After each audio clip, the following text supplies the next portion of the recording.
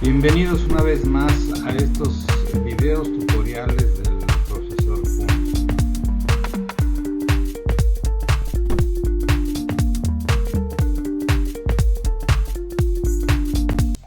El tema que vamos a tratar ahora es la elaboración del marco teórico.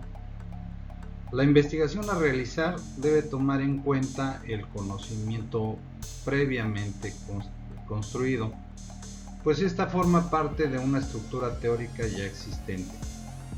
El marco teórico implica analizar teorías, investigaciones, antecedentes que se consideren válidos para el encuadre del estudio, pues la búsqueda y sistematización de aquellas teorías pueden ayudar en el análisis del problema a investigar.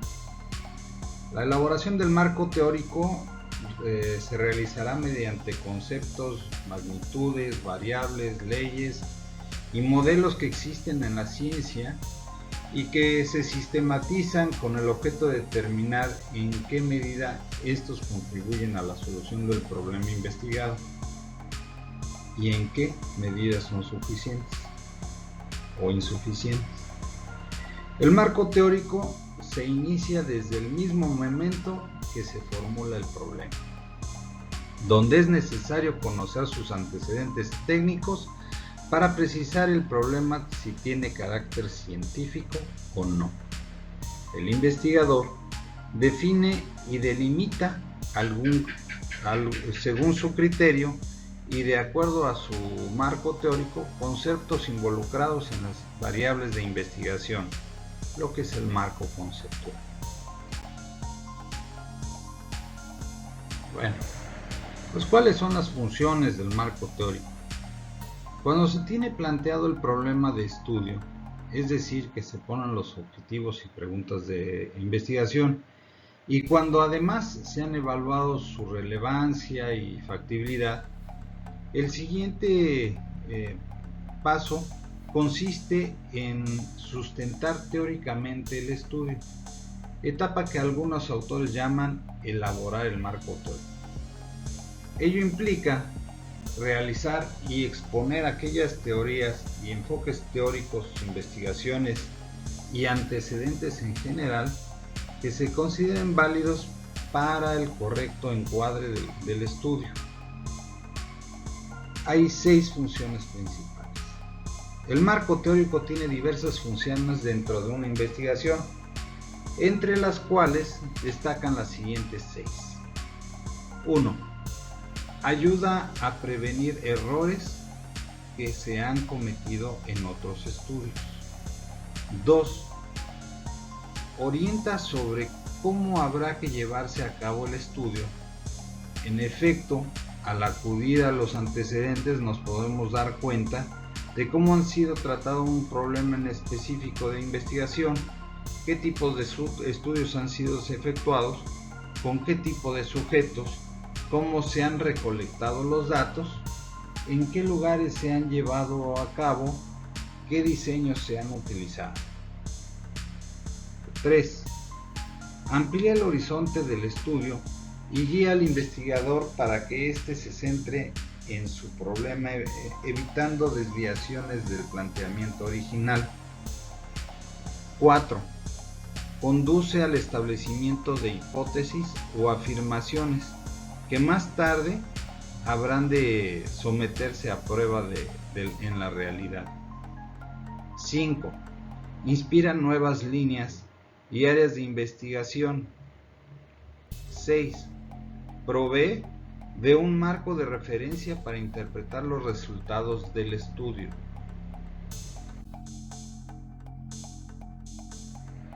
La elaboración del marco teórico tiene 2 tareas o etapas fundamentales en el proceso de la investigación.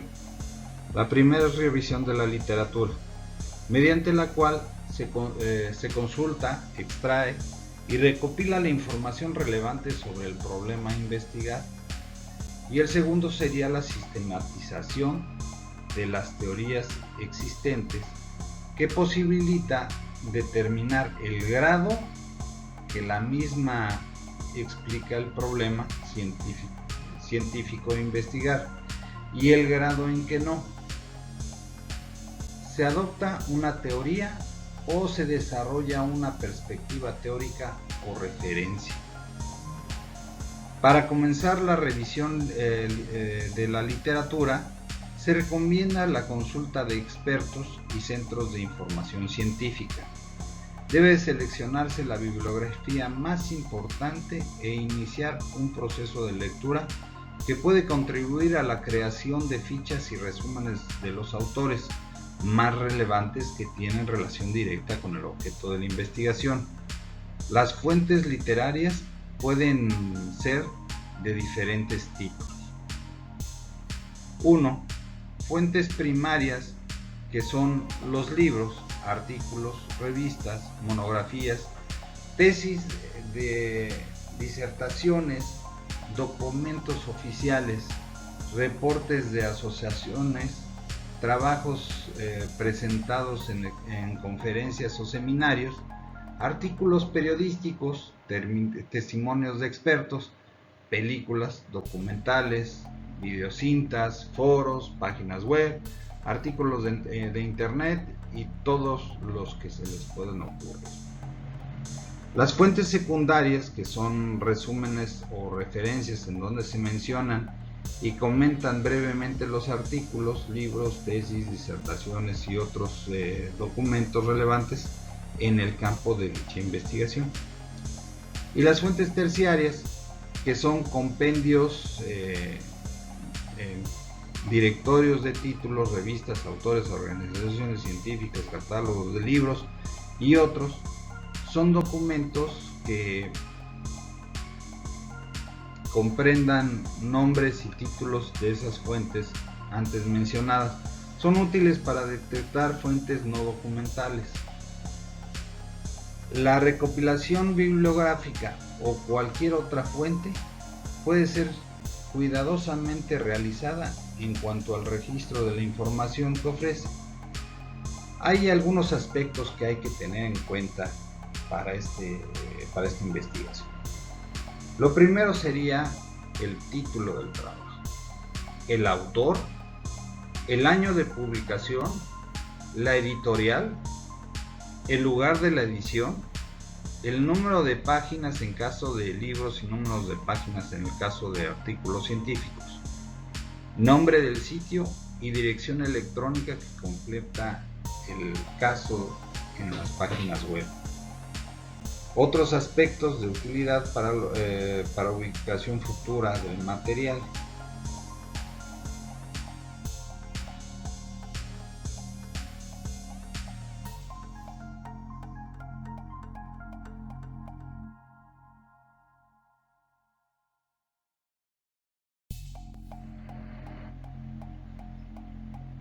Vamos a ahondar un poco más en lo que es la revisión de la literatura. Ya vimos lo que es para detectar, obtener, consultar bibliografía y otros materiales que pueden ser importantes.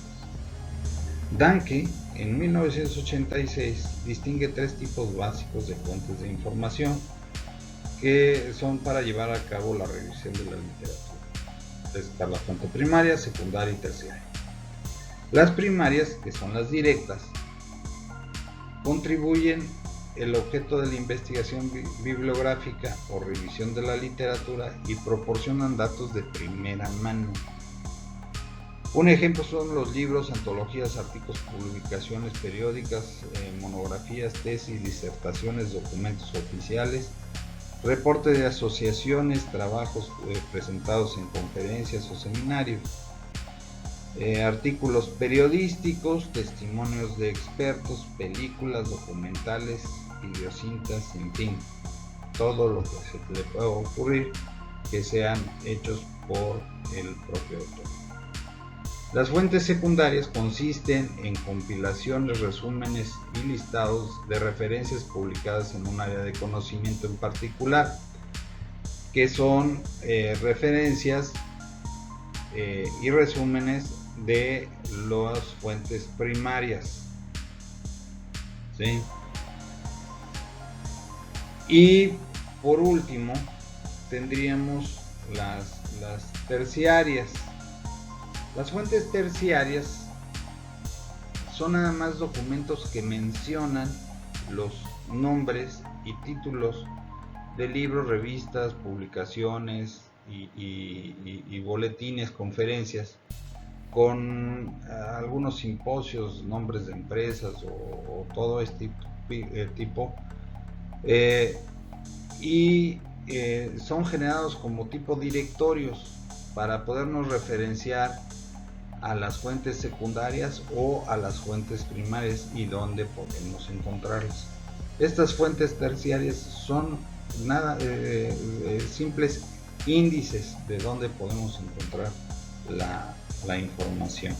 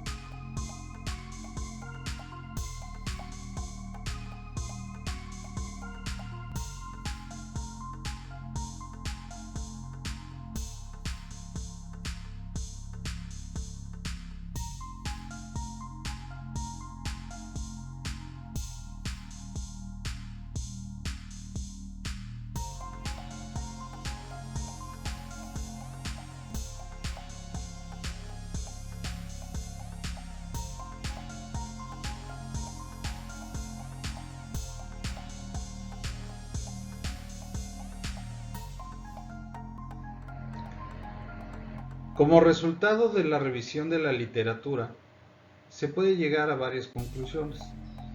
La primera, existe teoría científica completamente desarrollada capaz de describir o explicar el problema de investigación. 2. Existen varias teorías o generalizaciones empíricas que han sido demostradas y que son aplicables a nuestro problema de investigación. 3. Existen partes teóricas con apoyo empírico o de modelación que explican algunas de las variables básicas de nuestro problema de investigación. 4.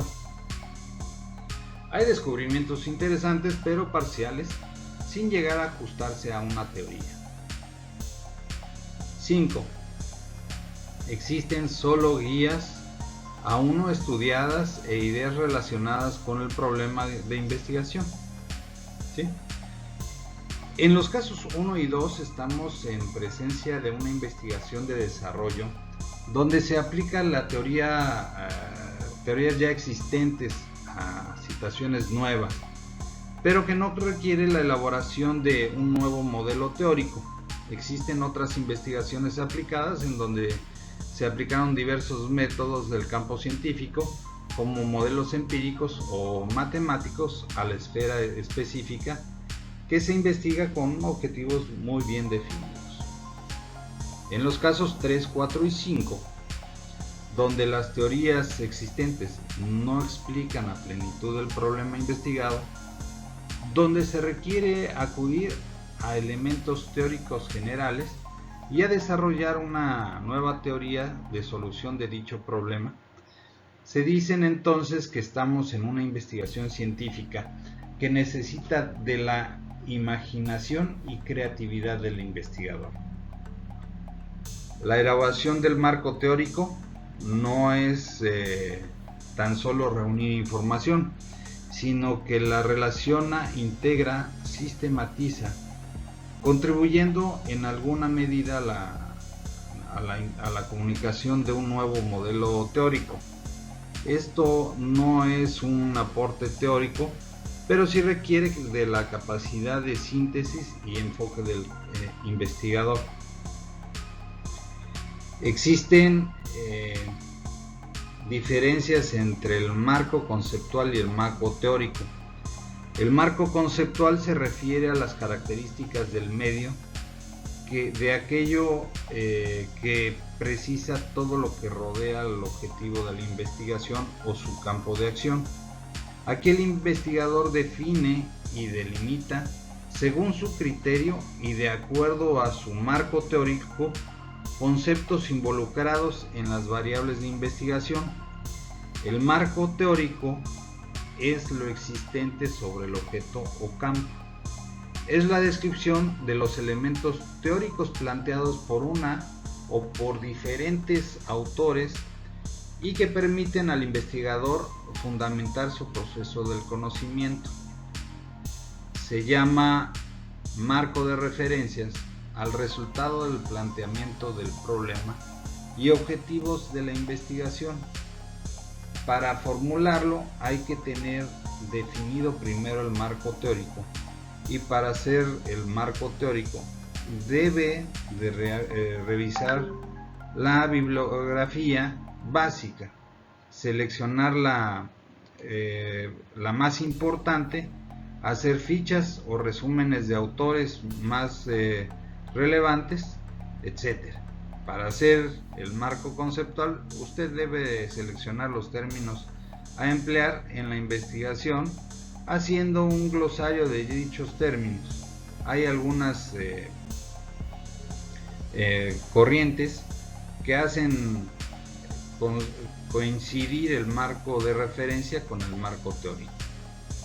La elaboración del marco teórico adquiere importancia. En él se establecen las conexiones con problema, los objetivos y los métodos que se utilizarán para llevar a cabo la investigación. Se caracteriza mediante los conceptos, las leyes y las teorías, modelos y cuadros.